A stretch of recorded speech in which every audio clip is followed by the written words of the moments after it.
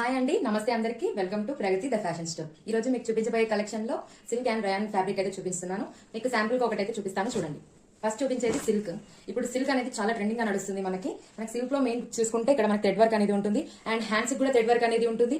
Hands వచ్చేసి 3/4 length వచ్చేసి 41 length అయితే ఉంటుంది అండ్ సైడ్ కి పాకెట్ కూడా ఉంటుంది. మీరు స్టిచ్చింగ్ కనుక చూసుకున్నట్లయితే ఫైన్ స్టిచ్చింగ్ అనేది ఉంటుంది. ఇంటర్లాక్ స్టిచ్చింగ్ అయితే ఉంటుంది.